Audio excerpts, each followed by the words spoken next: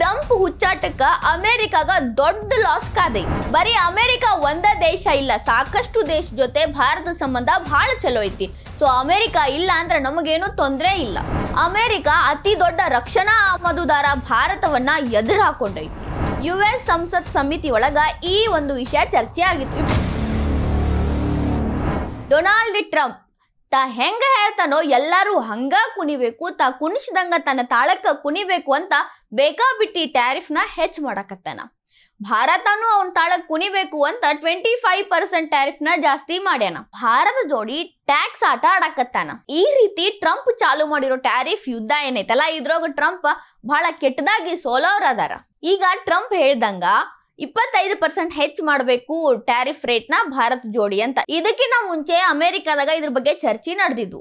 US ಸಂಸತ್ ಸಮಿತಿ ಒಳಗ ಈ ಒಂದು ವಿಷಯ ಚರ್ಚೆ ಆಗಿತ್ತು. ಭಾರತದಿಂದ ಬರೋ ವಸ್ತುಗಳ ಬೆಲೆ ಹೆಚ್ಚಾಗ್ತೈತಿ, ಅವ್ರೇನಾರ ವಸ್ತುಗಳನ್ನ ಕಳಿಸೋದು ಕಡಿಮೆ ಮಾಡಿದ್ರು ಅಂದ್ರೆ ನಮಗ ಇಲ್ಲಿ ಅದ್ರ ಬೇಡಿಕೆ ಹೆಚ್ಚಾಗಿ ಅದ್ರ ಬೆಲೆನೂ ಹೆಚ್ಚಾಗ್ತೈತಿ ಅಂತ ಚರ್ಚೆ ನಡೆದಿತ್ತು.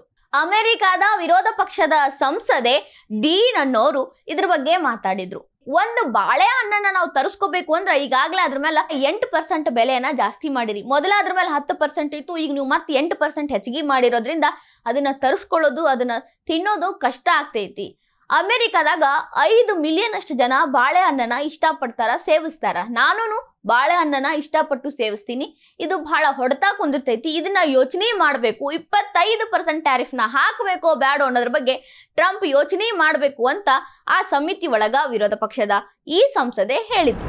What's the tariff on bananas? Americans, by the way, love bananas. We buy billions of them a year.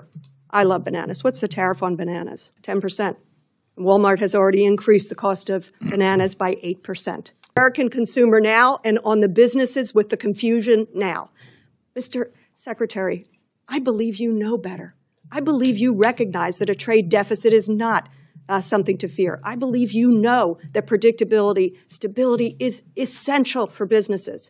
I wish you would show that truth to this administration, and I yield back.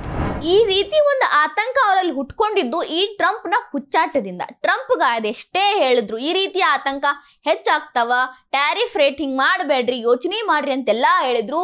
Final ಆಗಿ Trump 25% ಹೆಚ್ಚು tariff ಮಾಡೋದಕ್ಕೆ ಒಪ್ಕೊಂಡು ಅದನ್ನ announce ಮಾಡಿಬಿಟ್ರು. ಭಾರತ ಅವ್ರ ತಾಳಕ್ ತಕ್ಕಂಗೆ ಕುಣ್ಯಾತಿಲ್ಲ, tariff ಒಪ್ಕೊಂಡಿಲ್ಲ. ಬೇರೆದವ್ರ ಜೋಡಿ ಬೇರೆ ರೀತಿ ಬಿಸ್ನೆಸ್ ಮಾಡ್ತೀವಿ ನಾವು, ಬರೀ ಅಮೆರಿಕಾ ಒಂದ ಇಲ್ಲ ಅಂತ ಬರೋಬ್ಬರಿ ಪ್ರಧಾನಿ ಮೋದಿ ಅವ್ರವ್ರಿಗೆ ಟಾಂಗ್ ಕೊಟ್ಟಂಗೆ ಹೇಳ್ಬಿಟ್ಟಾರ.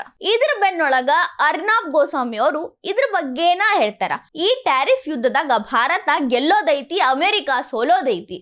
ಅಮೆರಿಕಾ ಸೋಲಕ 10-15 ಕಾರಣಗಳದಾವಂತ ಹೇಳ್ಕೊಂಡು ಹೋಗ್ತಾರ. ಅದ್ರೊಳಗ ಒಂದು 5 ಕಾರಣಗಳನ್ನ ಮುಖ್ಯವಾಗಿರೋ ನಾನ್ ನಿಮಗೆ ಇವತ್ತು ಹೇಳ್ತೇನೆ. India's booming consumer market is projected to grow 46% to 3.72 crore rupees by 2030. As global companies rush to tap our engine, a trade war with India is going to prove to be very expensive for the United States of America. So I still caution Donald Trump, don't try this, you're going to lose badly. Arnab Goswami ಹೇಳೋ ಹಂಗ ಭಾರತದ ಗ್ರಾಹಕ ಮಾರುಕಟ್ಟೆ 2030 46% ಬೆಳೆದ್ ನಿಲ್ಲೋದೈತಿ. 3.72 ಕೋಟಿಯಷ್ಟು ಅಂದ್ರೆ ಅದಕ್ಕಿಂತ ಹೆಚ್ಚಿನ ಕೋಟಿಗಟ್ಲೆ ದುಡ್ಡನ್ನ ಇದು ಗಳಿಸೋದೈತಿ. ಇದೇನಾರೆ ಆಯ್ತು ಅಂತಂದ್ರ ಇದಾಗೋದೈತಿ ನಿಜ. ಇದಾಗ್ತಿದ್ದಂಗನ ಜಾಗತಿಕ ಮಟ್ಟದಾಗಿರೋ ಕಂಪನಿಗಳೆಲ್ಲ ಬಂದು ಭಾರತದಾಗ ನೆಲೆಸ್ತಾವ, ಭಾರತದ ಬಾಗಿಲು ತಡ್ತಾವ. ಪ್ರತಿ ಒಂದು ಕಂಪನಿನೂ ಭಾರತದ ಜೊತೆ ಸಂಬಂಧ ಬೆಳ್ಸಕ ಇಷ್ಟಪಡ್ತಾವ ಅಂತ ಹೇಳ್ತಾರ. ಟ್ರಂಪ್ಗ ಈ ರೀತಿಯಾದಂತ ಒಂದು ರಿಸ್ಕ್ ನ ತಗೋಬೇಡ ಅಂತ ಕಿವಿ ಮಾತು ಹೇಳ್ಯಾರ. We're a very large country economically. Our purchasing power is surging. Our per capita income will cross $4,000 by 2030, fueling a consumption boom. Credit card users are going to triple in India.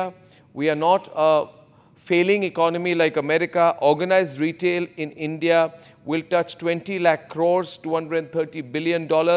Our digital commerce is exploding.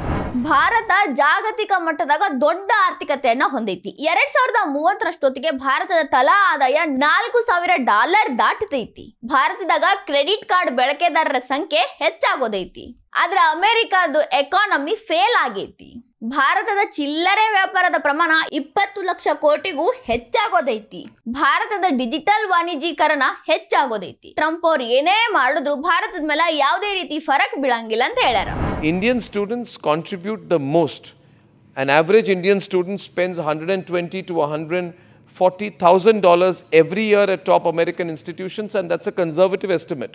Besides, one more point, US tech companies like Google, Meta, Amazon, Microsoft are collectively earning dozens of billions of dollars via ads, cloud devices, and subscriptions. Most of this money flows back to the US, and it faces minimal taxation. Now, if America wants to still fight with India, which means, and I hope someone tells the people of America this, the people of America will really lose out because of this craziness of Donald Trump, who does not understand. ಇನ್ನ ಭಾರತೀಯ ವಿದ್ಯಾರ್ಥಿಗಳ ಕೊಡುಗೆ ಅಮೆರಿಕದ ಮೇಲೆ ಬಹಳ ದೊಡ್ಡದೈತಿ. ಪ್ರತಿ ವರ್ಷ ಒಬ್ಬ ವಿದ್ಯಾರ್ಥಿ $1,20,000 ನಿಂದ $1,40,000 ವರೆಗೂ ರೊಕ್ಕ ಅಮೆರಿಕಾಗ ಕಟ್ಟತಾನ. ಎಜುಕೇಶನ್ಗಾಗಿ ಅಷ್ಟನ ಇಷ್ಟೊಂದು ರೊಕ್ಕ ಅಮೆರಿಕಾಗ ಹೋಗ್ತೈತಿ ಭಾರತೀಯ ವಿದ್ಯಾರ್ಥಿಗಳಲ್ಲಿ ವಿದ್ಯಾಭ್ಯಾಸಕ್ಕೆ ಹೋದ್ರ. ಇನ್ನ ಅಮೆರಿಕಾದ ಕಂಪನಿಗಳು ಗೂಗಲ್ ಆಗಿರ್ಬೋದು, ಮೈಕ್ರೋಸಾಫ್ಟ್ ಆಗಿರಬಹುದು, ಅಮೆರಿಕನ್ ಟೆಕ್ ಕಂಪನಿಗಳಾಗಿರಬಹುದು, ಇಲ್ಲಿ ಕೋಟಿ ಕೋಟಿ ಲಾಭ ಪಡಿತಾವ. ಪ್ರತಿ ಒಂದು ಸೆಕ್ಟರ್ ಇಂದ ಹೇಳಕತ್ತೀನಿ, ಬರೀ ಪರ್ಟಿಕ್ಯುಲರ್ ಒಂದೇ ಒಂದಲ್ಲ. ಈ ಕೋಟಿ ಕೋಟಿ ಲಾಭ ಪಡ್ಕೊಂಡು ಇವು ಎಲ್ಲದಾವ ಅಂದ್ರೆ ಇವು ಅಮೆರಿಕಾದಾಗ ಅದಾವ. ಈ ರೀತಿಯಿಂದಾನು ಅಮೆರಿಕಾಗ ರೊಕ್ಕ ಹರಿದು ಹೋಗ್ತೈತಿ. ಇದ್ರ ಮೇಲೂ ಬಹಳಷ್ಟು ದೊಡ್ಡ ಹೊಡೆತ ಬೀಳೋದೈತಿ. America ಟ್ರಂಪ್ನ ಹುಚ್ಚಾಟಕ್ಕ ಲಾಸ್ನಾಗ ಹೋಗೋದೈತಿ. Is the biggest defense importer in the world, the biggest country, the fourth largest economy, soon to be the third. We will strengthen our ties with other suppliers. Indian tourists spend so much money in America, America will lose all that money, and America needs the money. America Trump ಹುಚ್ಚಾಟದಿಂದಾಗಿ ವಿಶ್ವದ ಅತಿ ದೊಡ್ಡ ಆಮದುಗಾರ ದೇಶ ಭಾರತವನ್ನ ಕಳ್ಕೊಳತೈತಿ. ಅಮೆರಿಕಾದಿಂದ ರಕ್ಷಣಾ ಆಮದನ ಭಾರತದಷ್ಟು ದೊಡ್ಡ ಪ್ರಮಾಣದಾಗ ಬೇರೆ ಯಾವ ದೇಶನೂ ಮಾಡಂಗಿಲ್ಲ. ಈಗ 4ನೇ ಆರ್ಥಿಕ ಪ್ರಬಲವಾಗಿರುವ ದೇಶ ಇನ್ನೊಂದು ಸ್ವಲ್ಪ ದಿನದಾಗ 3ನೇ ನಂಬರ್ಗೆ ಬರೋದೈತಿ. ಅಂತ ದೇಶವನ್ನ ಎದುರು ಹಾಕೊಳಕ್ ಹೊಂಟಿರೋ ಟ್ರಂಪ್ಗ ಏನ್ ಹೇಳ್ಬೇಕು? ಭಾರತದ ಪ್ರವಾಸೋದ್ಯಮದಿಂದ ಅಮೆರಿಕಾಗ ಬಹಳಷ್ಟು ಲಾಭ ಐತಿ. ಈ ರೀತಿ ಎರ್ರಾಬಿರ್ರಿ ಟ್ಯಾರಿಫ್ ಹಾಕಿ ಹುಚ್ಚರಾಟ ಆಡದ್ರ ಅದರಿಂದಾನು ಲಾಸ್ ಅನ್ಭವಿಸೋದು ಟ್ರಂಪ್ ದೇಶಕ್ಕ ಕಟ್ಟಿಟ್ಟು ಬುತ್ತಿ ಐತಿ. ಅಮೆರಿಕಾಗ ಬೇಕಾಗಿರೋ ರೊಕ್ಕ ಭಾರತದಿಂದನ ಜಾಸ್ತಿ ಹೋಗ್ತಿತ್ತು. ಈಗ ಅದ ಕಡಿಮೆ ಆದ್ರ ಅಮೆರಿಕಾ ಪರಿಸ್ಥಿತಿ ಊಹೆ ಮಾಡ್ಕೋರಿ. He knows that America is not the only option. That's why he signed the trade deal with the UK. We are on the final stages of clinching a landmark agreement with the EU. We've got huge deals with European Union, with France, with EFTA, Japan, Korea, Australia. The whole world is doing business with us. In fact, I'm sorry, but it's America's opportunity to lose here. We are completely cool here in India.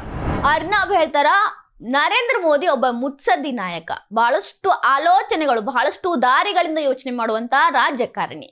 ಅವರು ಬರೀ Trump ಆಟಕ್ಕೆ ಬಲಿಯಾಗಲ್ದ ಬ್ಯಾರೆ ಬ್ಯಾರೆ ದೇಶದ ಜೊತೆ ಒಳ್ಳೆ ಸಂಬಂಧ ಇಟ್ಕೊಂಡಾರ. Trump ಹುಚ್ಚಾಟ ಟ್ರಂಪ್ಗ ತಿರುಗು ಬೀಳಲಿ ಅಂತ ಹೇಳಿ ಬ್ಯಾರೆ ಬ್ಯಾರೆ ದೇಶದ ಜೋಡಿ ಬಹಳಷ್ಟು ಡೀಲ್ಗಳನ್ನ ಮಾಡ್ಕೊಂಡಾರ. ಯುರೋಪಿಯನ್ ಒಕ್ಕೂಟದ ಜೊತೆ ಸಾಲು ಸಾಲು ಡೀಲ್ ಇವ್ರು ಮಾಡ್ಕೊಂಡಾರ. France, Japan, Korea, Australia, whole world, ಇಡೀ ವಿಶ್ವದಾದ್ಯಂತ ಬ್ಯಾರೆ ಬ್ಯಾರೆ ದೇಶಗಳು ಭಾರತ ಜೊತೆ ಬಿಸ್ನೆಸ್ ಮಾಡಾಕ, ಒಪ್ಪಂದ ಮಾಡಾಕ, ತಮ್ಮ ಆಮದು ರಫ್ತುವನ್ನ ಮಾಡಾಕ ಮುಂದದಾವ. ಇವೆಲ್ಲ ದೇಶಗಳ ಜೊತೆ ಭಾರತ ಸಂಬಂಧ ಬಹಳ ಚಲೋ ಐತಿ. ಅಮೆರಿಕಾ ಒಂದು ಹಿಂಗ್ ಮಾಡ್ತು ಅಂತ ಅಯ್ಯೋ ನಮಗೆ ಯಾರೂ ಇಲ್ಲ ಅಂತ ಕೂತ್ಕೊಳ್ಳೋ ಪರಿಸ್ಥಿತಿ ಭಾರತಕ್ಕಿಲ್ಲ. ಅಮೆರಿಕ ಬಿಟ್ಟು ಬಹಳಷ್ಟು ದೇಶಗಳು ನಮ್ಮ ಜೋಡಿ ಕೈ ಜೋಡಿಸ್ತಾವ. ಇದಕ್ಕೆ ಕಾರಣ ನರೇಂದ್ರ ಮೋದಿ ಅವರ ಮುಂದಿನ ಆಲೋಚನಾ ರೀತಿ ಅಂತ ಹೇಳ್ಯಾರ.